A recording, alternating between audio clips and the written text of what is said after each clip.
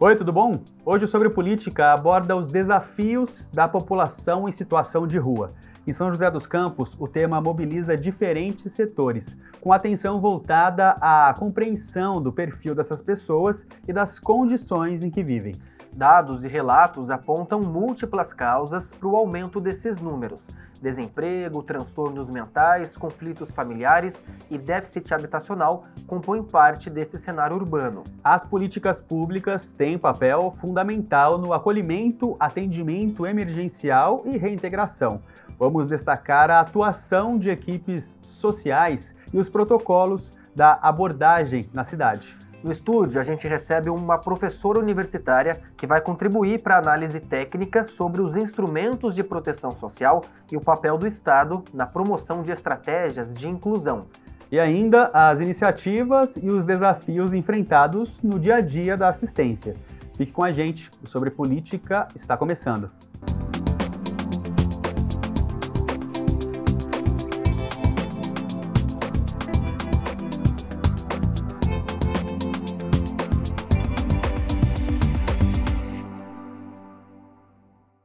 A população em situação de rua reúne histórias marcadas por desafios sociais, econômicos e também familiares. A condição de viver nas ruas envolve fatores estruturais e individuais que se conectam. Na reportagem a seguir, você confere o retrato da realidade enfrentada diariamente em muitas cidades. Onde essas pessoas dormem, como se alimentam e quais são os principais desafios relacionados à saúde, segurança e dignidade.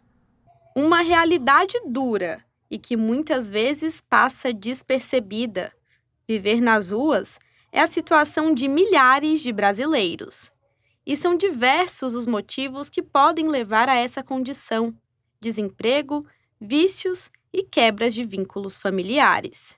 Foi o vício em bebida que levou seu Vanderlei a viver nas ruas por anos. Eu entrava, trabalhava uns 8 meses na firma, saía.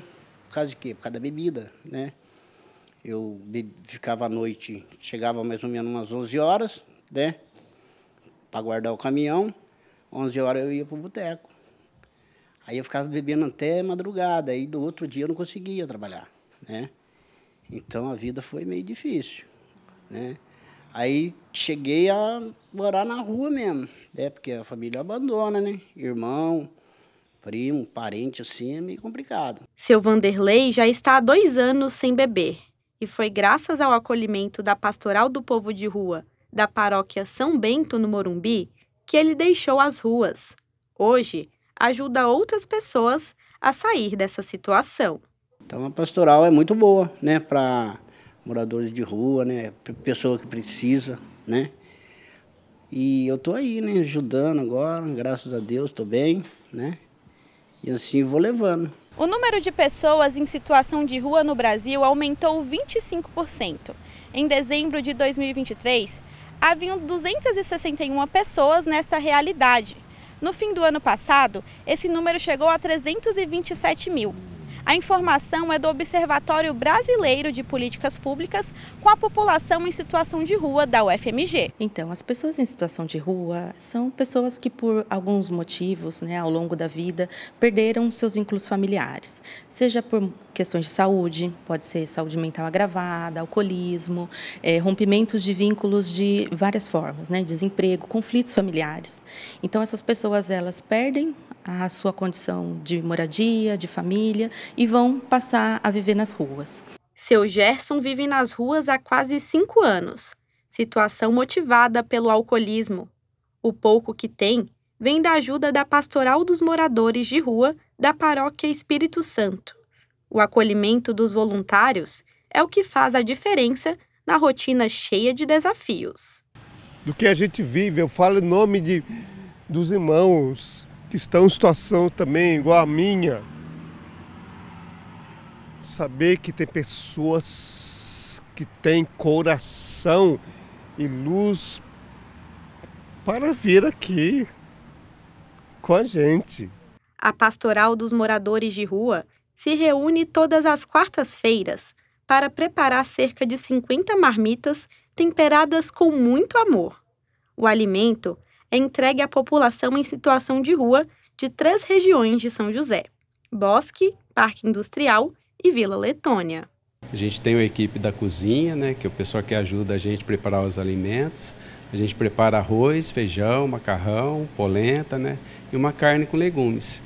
Ao todo, são cerca de 70 voluntários entre a equipe da cozinha e do pessoal da distribuição das marmitas. A pastoral também faz arrecadação de roupas e cobertores. A Janaína faz parte da distribuição das marmitas e atua como vice-coordenadora do projeto. Com a entrega do alimento e também de um pouco de carinho, ela espera motivar essas pessoas a saírem das ruas. E são pessoas que não veem mais muito sentido na vida. E o fato da gente levar as marmitas, né, a gente diz que é um pretexto para encontrá-los, para conversar e para motivá-los a sair das ruas. Porque a nossa vontade é que a Pastoral de Moradores de Rua não exista um dia mais, porque a gente não quer que tenha moradores de rua. Mas eles existem, né? Então a gente vai e conversa com eles para motivá-los, né? Além da ajuda de projetos sociais, o olhar humanizado com as pessoas em situação de rua é urgente. Para essa assistente social, o poder público deve criar políticas de acolhimento que garantam oportunidades de reinserção à sociedade e ao mercado de trabalho.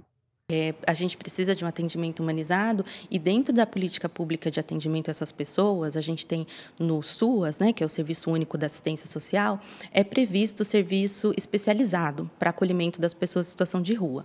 Então, dentro desses serviços, o objetivo, né, principal desses serviços é trazer novamente autonomia, dignidade para essas pessoas. Quando essas pessoas recebem uma nova chance, elas podem fazer a diferença. Foi assim com o seu Vanderlei. Hoje, fora das ruas, ele espera mudar a vida de tantos outros que só esperam por uma oportunidade. Ajuda, eu lavo as panelas, né? Ajudo a fechar as marmitas e estamos sendo muito bom. E a Pastoral São Bento também, que me ajudou muito, né? A gente sabe que não existe um único motivo para uma pessoa viver em situação de rua, mas a reportagem mostra isso pra gente, né? Torna as coisas mais próximas, ajuda a gente a se aproximar do problema, né, Matheus? Exatamente, Marvin. Cada pessoa tem uma história e muitas vezes vários problemas se acumulam, como falta de trabalho, dificuldades na família e questões de saúde. Por isso que é importante a gente falar sobre esse tema. Exatamente. A partir disso a gente percebe como a rotina nas ruas é marcada por desafios diários. Comer, dormir e também cuidar da saúde são dificuldades constantes e a gente ainda vai debater bastante esse assunto aqui no Sobre Política. A gente faz um intervalo e volta já.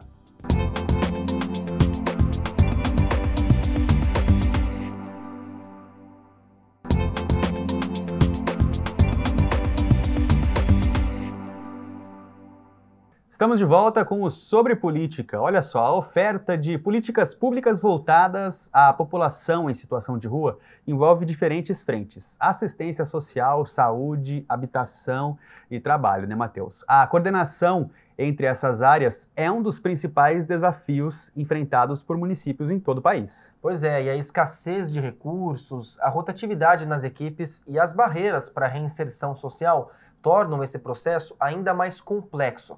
E para ampliar essa discussão, a gente recebe agora a Tatiana Bernardes, coordenadora do curso de Serviço Social da Univap. Bem-vinda, professora. Bem, obrigada, eu agradeço. É uma oportunidade para a gente poder refletir, né, e discutir sobre pessoas em situação de rua, que a gente está vendo como é um dado crescente. Crescente, né, em todo o país. Uma situação preocupante que a gente precisa discutir, principalmente o papel do poder público nesse processo. Muito mais importante, aliás, tão importante quanto acolhê-los nos centros de apoio, é também reinseri-los à sociedade, né, professora? Qual é o tamanho dessa responsabilidade do Estado e como ele pode atuar nessa questão? Sim, nós temos primeiramente que conhecer, né, e ouvir também um pouco das pessoas que estão em situação de rua, né, saber das suas histórias, poder, acho que uma política que pode funcionar aqui em determinado município não pode funcionar num outro, então a gente precisa também ter um conhecimento de território, né.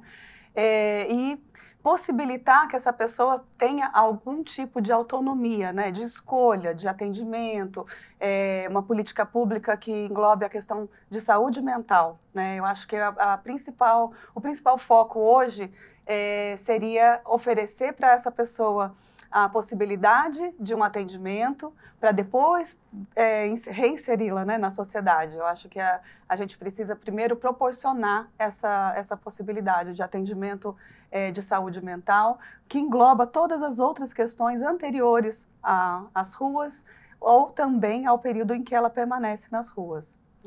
Hoje, professora, que ferramentas o Estado tem para alcançar, para atender essas pessoas?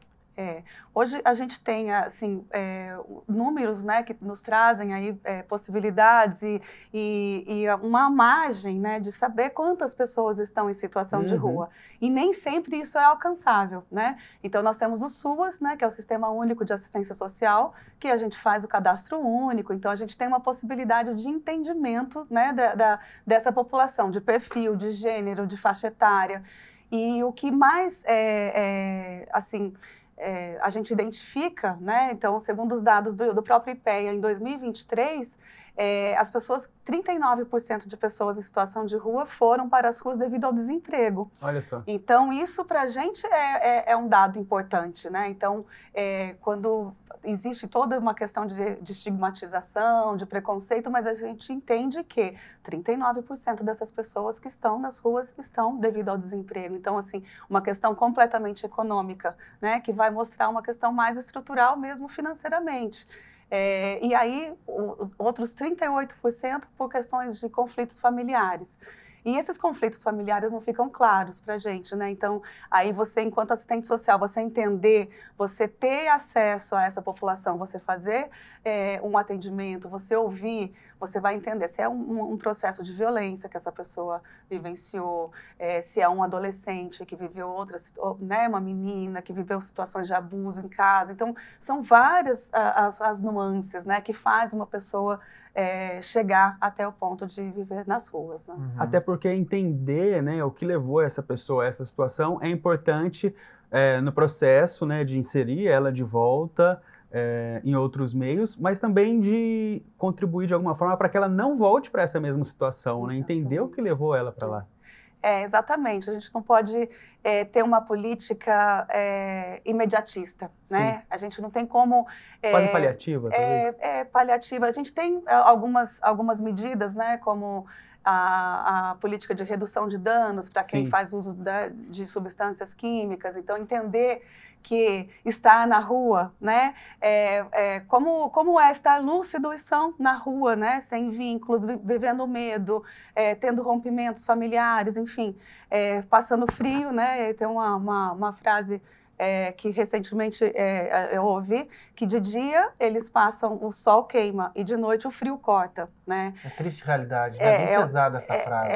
É muito forte e é muito real. Então, ouvir, né, essas pessoas, e quando você conversa, o que é preciso? Eu quero voltar a trabalhar. Então, 90% dessas pessoas sabem ler e escrever, tá? 90% das pessoas em situação de rua, segundo os dados do próprio IBGE e IPEA, sabem ler e escrever e já tiveram um trabalho. Professora, aqui no Sobre Política a gente também tem a participação da nossa população, né? A galera que a gente sai às ruas para perguntar para a população o que eles pensam sobre esse assunto. Bora conferir? Quem que deve ser responsável pelas iniciativas em prol das pessoas em situação de rua? Você acha que tem que ser o governo, a sociedade ou todo mundo? Eu acho que todo mundo, mas principalmente o governo, que deve ter, né,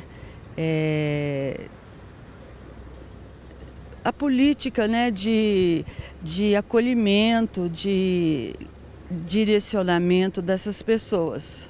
E o que você acha que o Estado deveria fazer? Casas de acolhimento, aumentar o número de casas de acolhimento, tá, basicamente isso. E resolver também a situação que eu estou passeando com o meu cachorro aqui, dos moradores de rua com os animais. Alguma coisa que muitos não vão, porque não podem levar seus animais também. Acho que tentar colocar num local que ele possa trabalhar, que ele possa ter uma oportunidade de trabalho, porque muitas pessoas não conseguem, né? Realmente, né? A gente vê aí, e são contribuições importantes, né? Quando aquele senhor ele fala, né, de um acolhimento com o seu animal, ele está tendo esse olhar, né, humanizado, de porque é o vínculo que essa pessoa constituiu, que ela tem, e eles têm uma relação muito bacana com os seus animais. E a senhora fala também do trabalho, e tudo isso realmente é necessário. Mas a gente precisa ir um pouquinho além, né? Se a gente for aumentar números de casos de acolhimento, ainda assim, essa pessoa vai ter acesso a um psiquiatra para tratar a questão da dependência química, para ver o nível, né, de dependência que ela tem, uma terapia, né, como psicólogo. Então, assim, uma rede, ela precisa de uma rede, né, de saúde, de todos os outros atendimentos e também de moradia, né? Se essa pessoa está na rua por questões de conflitos anteriores, familiares, como que ela vai voltar depois de restabelecida essa questão para essa mesma família, para essa mesma casa, né? Se é uma mulher vítima de violência. Então, são diversas situações. E aí a gente precisa ampliar, né, esse atendimento enquanto rede, enquanto política, e um pouquinho além do que só o acolhimento. E, professora, se a gente ampliar ainda mais essa discussão, a gente está falando aqui sobre o papel do Estado para acolher essas pessoas, mas a gente precisa falar também do preconceito que a população, de uma maneira geral, tem em relação a essas pessoas. Um exemplo claro, antes eram chamados de moradores de rua. Hoje a gente já tem um olhar mais humanizado. São pessoas em situação de rua, porque ela não mora na rua, ela está apenas naquela situação. Qual a importância, professora, da população se conscientizar em relação a esse tema para acolher essas pessoas e também para reintegrá-las à sociedade? Sim, o preconceito e o estigma, ele permanece, né? Ele é muito forte, a gente sabe que isso tem aumentado também.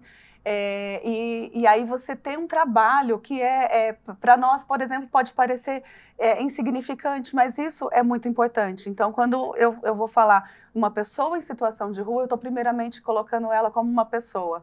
E antes a gente tinha todos os outros exemplos, era andarilho, né? O que é um andarilho, né? Um andarilho é um andarilho. Então, um morador de casa, né? Um morador de rua. Não existe um morador de casa, né? Então, quando você consegue fazer um processo de humanização, de entender que existe uma ONG, por exemplo, em São Paulo, que ela traz as histórias, e vocês podem até acompanhar tem em redes sociais, as histórias das pessoas nas ruas. Então, eles contam como eles foram parar nas ruas. As pessoas têm contribuído com essa organização, têm feito alguns trabalhos, por quê? Porque ali cria um pertencimento, uma identidade. Então, assim, quando você vê aquela história, olha, eu fiquei desempregado, eu passei por uma situação de violência, e aí eu não estava bem, eu acabei indo para a rua, ou fui despejado, achei que ia ficar um mês só, eu estou até hoje, são 5 anos. Então, quando a pessoa tem essa dimensão, você trazer essas histórias, e a pessoa pode ter, assim, olha, podia ser um tio, podia ser o meu pai, podia ser eu, podia ser... Então, quando você traz essa similaridade, né, que a gente vai trazer aí a questão, assim, o humano como um todo, né?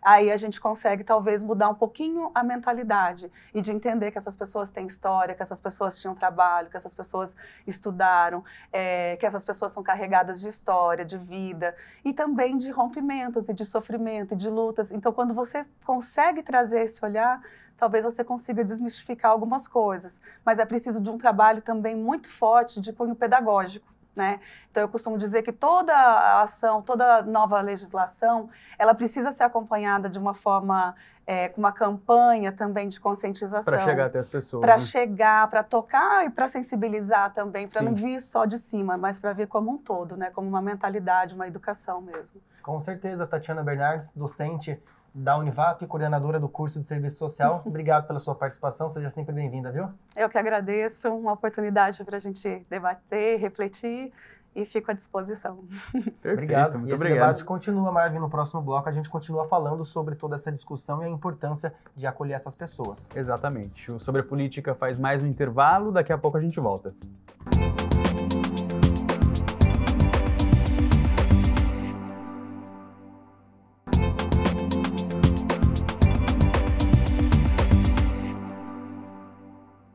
Estamos de volta com Sobre Política e hoje a gente fala sobre a realidade enfrentada pelas pessoas em situação de rua. Exatamente. E agora, Matheus, a gente traz um balanço dessa população de rua no Brasil, né? Alguns números de acordo com os dados divulgados pelo programa Polos de Cidadania, da Universidade Federal de Minas Gerais, a UFMG. Olha só, aqui a gente pode ver, né, as pessoas em situação de rua nas capitais brasileiras. Os números, né? São Paulo é a capital com o maior número de pessoas em situação de rua, são mais de 96 mil pessoas. Na sequência vem Rio de Janeiro, com mais de 21 mil pessoas, Belo Horizonte, 14 mil, Fortaleza, 10 mil e também Salvador, nessa mesma faixa, 10 mil pessoas. A gente também traz os números, né, da quantidade por região. Olha só, o Sudeste aí aparece em primeiro lugar também, com o maior número de pessoas nessa situação, 208 mil pessoas, mais de 208 mil pessoas, né? Nordeste, Sul, Centro-Oeste e Norte vem aí na sequência. E a gente tem também algumas informações, né? Esse estudo também traz o perfil demográfico da população em situação de rua no Brasil. Olha só, o perfil demográfico trazendo primeiro o sexo. São, em sua maioria, homens, 84%, né? Mais de 281 mil pessoas e 16% das pessoas correspondem ao sexo feminino. Mais uma mudança, né? Mais um dado, olha só, agora o recorte por idade. A maior parte da população de rua são adultos, né? São pessoas aí entre 18 e 59 anos, 88%.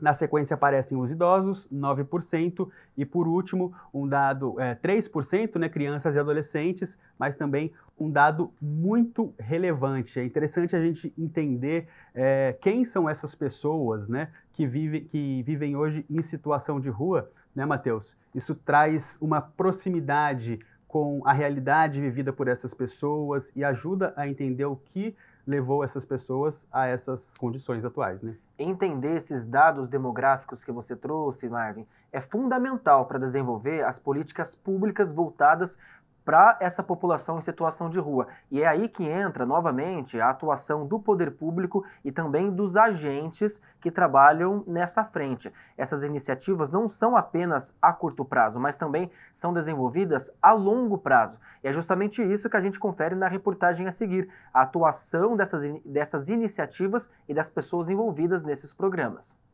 A inclusão de pessoas em situação de vulnerabilidade social passa por diversas frentes de atuação. São políticas públicas que visam acolher, proteger e garantir direitos, desde abrigos temporários até iniciativas de reintegração ao mercado de trabalho.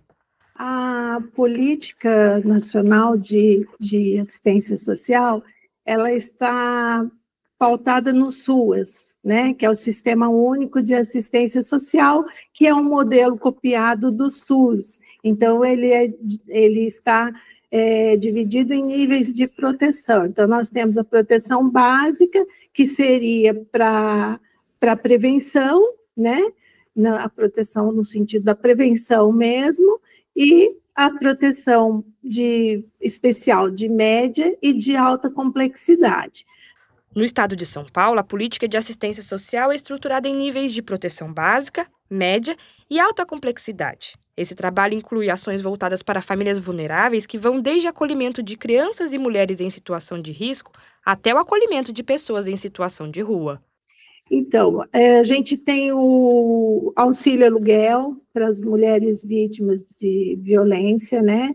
Além disso, a gente tem programas do governo do estado que atende população de baixa renda, população em situação de rua, que é o Bom Prato, por exemplo, né? Nós temos aqui em São José. Temos também o programa Viva Leite, que é para criança de 6 meses a 6 anos incompleto, né? Que é 5 anos e 11 meses, onde a família recebe o leite com todas as...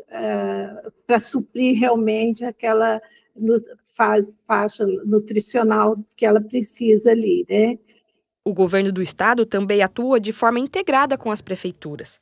Essa ação conjunta permite a execução de programas como o Bom Prato e o auxílio a entidades sociais. O Estado repassa, através do Fundo Estadual de Assistência Social, um montante para cada município, e aí vai variar de acordo com o porte, de acordo com o cadastro único, de acordo com as maiores vulnerabilidades, né? Que uma coisa que eu deixei de falar de extrema importância é o cadastro único, que ele é um instrumento que vai possibilitar que a gente conheça as famílias em situação de maior vulnerabilidade. Então, é um instrumento, assim, extremamente importante para a assistência social. Em São José dos Campos, essa parceria se reflete no acolhimento 24 horas de pessoas em situação de rua. A cidade conta com 6 abrigos que oferecem 338 vagas. Oficinas, atividades culturais e cursos de capacitação também ajudam no resgate da cidadania. Mas nem só o poder público atua nessa frente. Organizações da sociedade civil, como a Comunidade Consoladora dos Aflitos, também têm um papel importante de acolhimento e assistência a quem mais precisa. Eu comecei a alimentar irmãos de rua e percebi que eles ficavam doentes. Passei a levar para minha casa e foi assim que começou. Aí quando eu vi que já tinha bastante, eu fui atrás deles em hospitais, os hospitais passaram a me conhecer. E aí eu já não preciso mais ir atrás dele, que os hospitais, né, de São José me ligam quando tem alguém, ou o abrigo POP, né, para cuidar quando eles caem doentes. Recentemente, a entidade passou por um grande susto. Um incêndio atingiu um abrigo administrado pela instituição. A ONG tenta se organizar para cobrir os custos, um trabalho desafiador, já que a maior parte dos recursos vem de doações. Nós vivemos de doação, apenas de doação, né? Eles não são aposentados, a maioria é só de 18 a 59 anos que nós atendemos, então não é um asilo, né? Então eles não têm renda, então vive da doação mesmo. A Câmara Municipal também busca contribuir com políticas de inclusão por meio de leis, debates e fiscalização dos serviços públicos na área. Os vereadores têm papel importante na construção de ações para reduzir a vulnerabilidade social.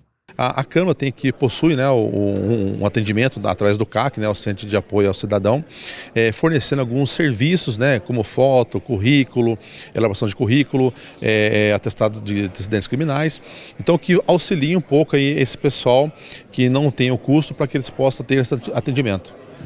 Ainda há muitos desafios para garantir que todas as pessoas em situação de vulnerabilidade tenham acesso a direitos e dignidade. O fortalecimento das políticas públicas e o apoio a entidades sociais são caminhos fundamentais para promover uma cidade mais justa e inclusiva.